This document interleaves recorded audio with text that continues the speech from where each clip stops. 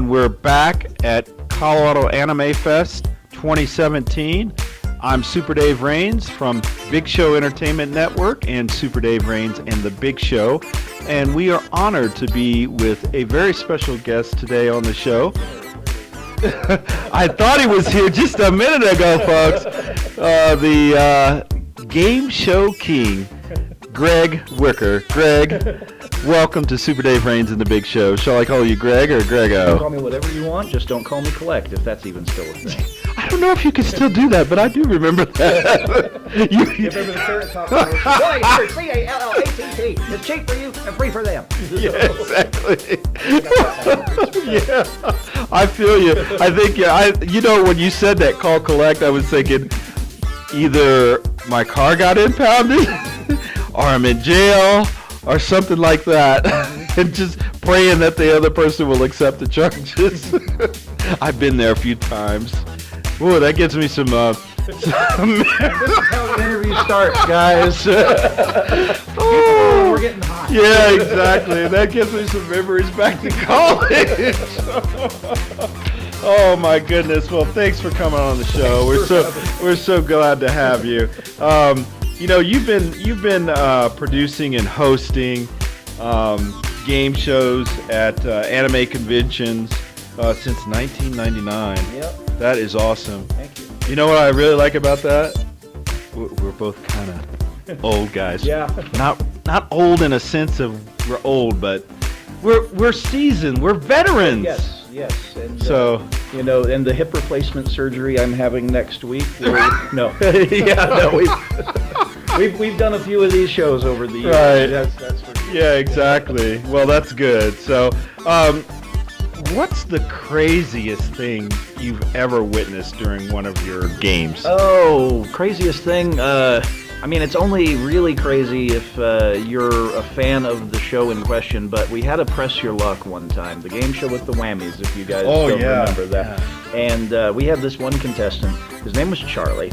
Right. And Charlie previously had been on my music game show, and he was wearing a shirt from, I can't remember what the anime was, but he was wearing a shirt from that anime. Right. And the theme song from that anime came on, and he was wearing the shirt, and he didn't buzz in. He couldn't get it. And so we called him Bad Luck Charlie from there on out. And he gets on to Press Your Luck.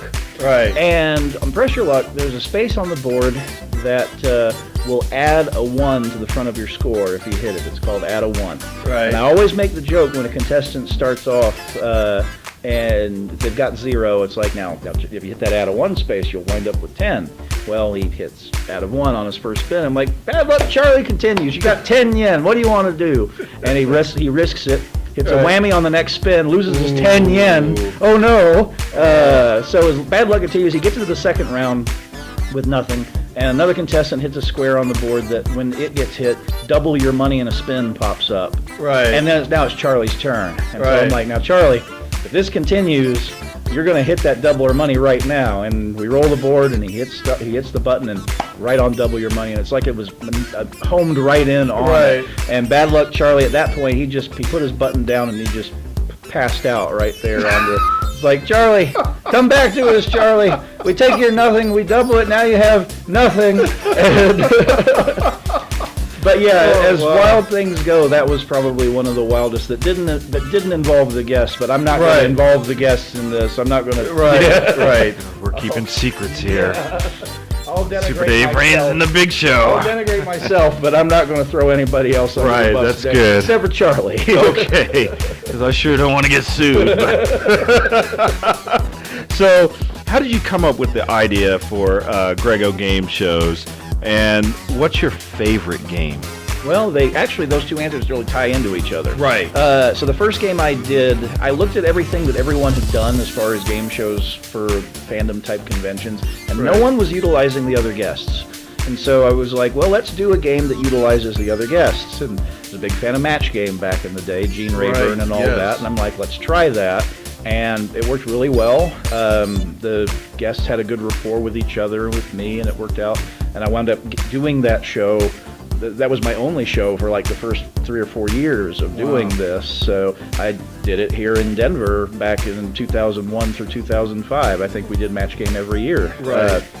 But that was really what started it. Was I wanted to do something that would allow the guests to interact with the fans in a way that was different from just signing autographs and taking pictures and shaking hands and kissing babies, that sort of thing. Right. So, and to this day, my favorite game show to do in that vein, and you got to have the right guests to do it, is Pyramid.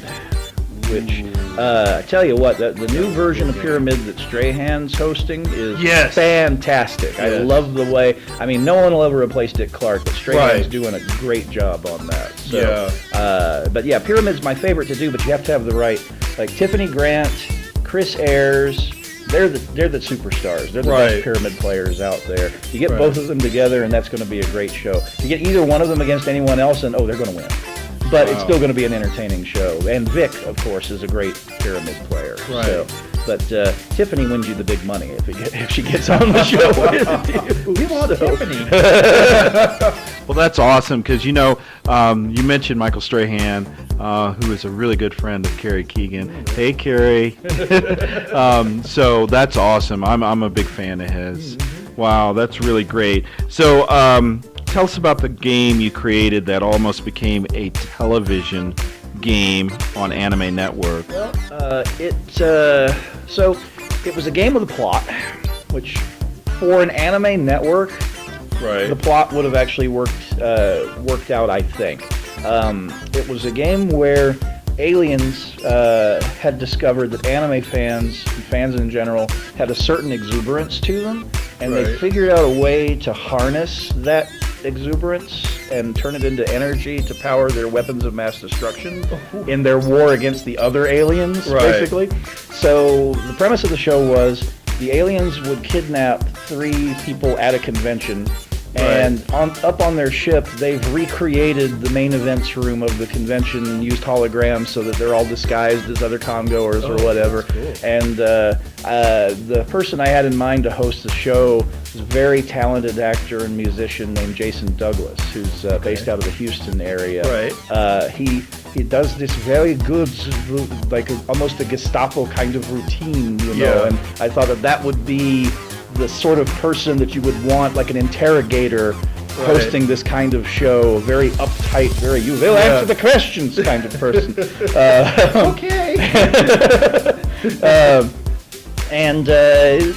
We got Matt Greenfield, the VP of ADV Films, the parent company of Anime Network, and so on and so forth, into the audience. And remember, we had Monica Rial playing the enforcer character who would come on stage and physically kill the contestant that would go off the show, and it was it was a wacky premise that I thought would be perfect, and he liked it. But then right at that point was when ADV Films had to have their problems and separated into the different pieces and whatnot. And at that point, Anime Network, there were no more plans to do it as a 24-hour. It went straight to on-demand channel instead. So there was no market for it at that point. So let's go back to just do the conventions. That's really what I know best anyway. Right, so. Exactly. Are you working on anything that you feel may become a television game show? Well, I've got a friend who works in the business. I won't name drop or anything. Right. He's been trying to push the game show that I'm actually doing here tomorrow with the dice that I do called Farkle. It's based off of an old folk game where you roll 6 dice, kind of like Yahtzee. He's been keeping that in his back pocket as something that if ever a producer comes along and say, hey, you have any ideas? You go, hey, I have this thing. But I mean, that game would have played really well in the heyday of game shows, the 60s, 70s, and 80s. Probably not so much today. But honestly, my main thing right now is just entertaining the fans here at the conventions and getting that connection with the kids who I was, 20 years. Years ago, and I feel you. But I mean, some of the original ones that I've done have gotten pretty good reception from YouTube, and some haven't. They can't all be winners. Right, exactly. I mean, as you create things, you want everything to be good. That's why you do it. But are you surprised at the level that board games have come back? Do you remember playing D&D or Middle-earth role-playing? I never could find that play group. Right. So there was always that one guy who I couldn't stand to be around in the college group, so I didn't really do a lot of D&D. I did a lot of online. I was playing online role-playing games before Ultima Online and World of Warcraft. Yes. I was doing the MUDs and the MUCs and such. Wow. And so I did a lot of role-playing that way.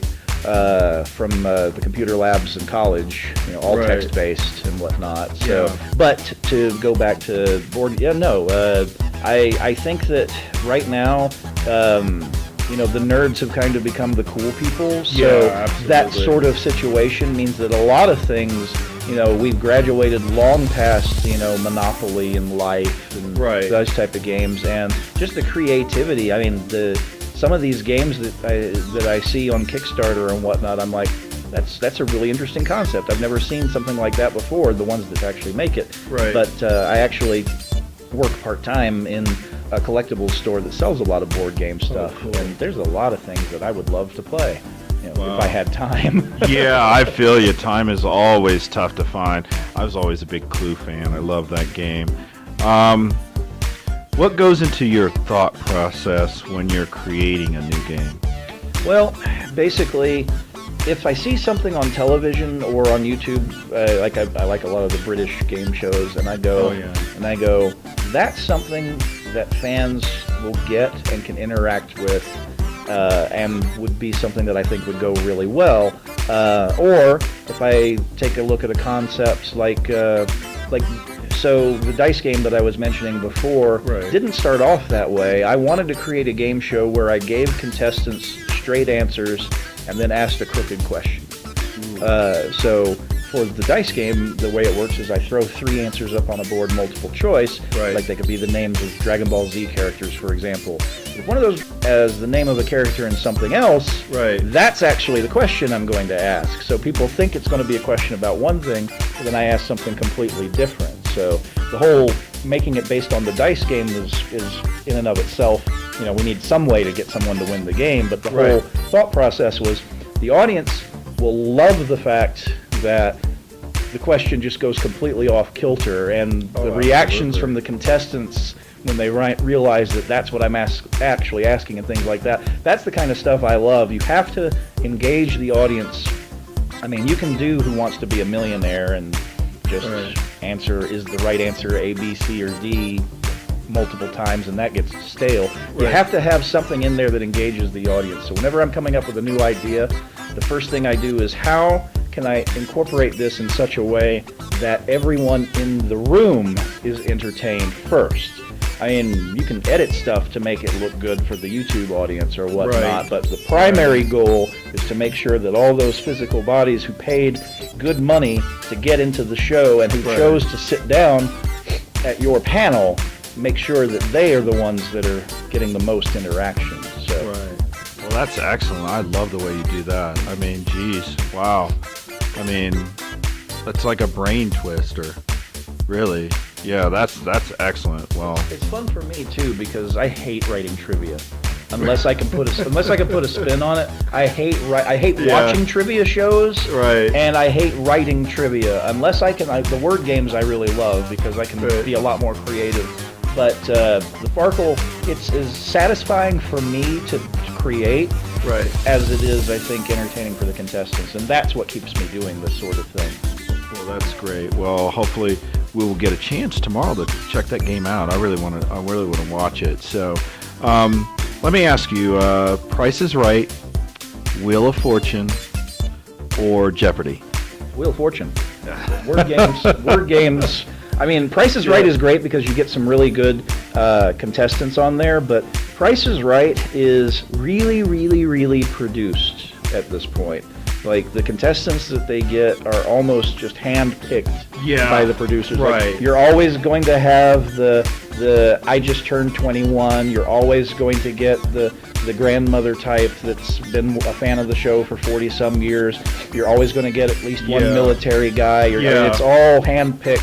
And Right. it's great watching them win a lot of money by not doing particularly difficult things.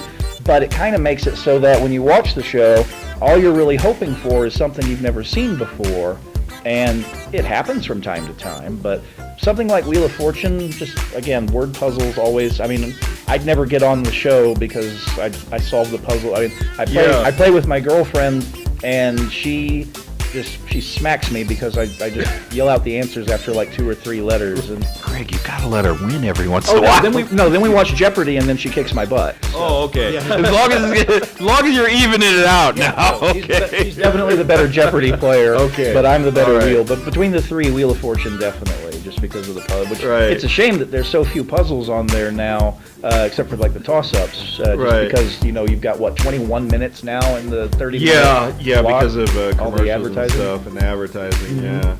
Wow. Well, Greg, thanks for coming on Super Dave Raines and the Big Show at Colorado Anime Fest 2017. It's been a pleasure.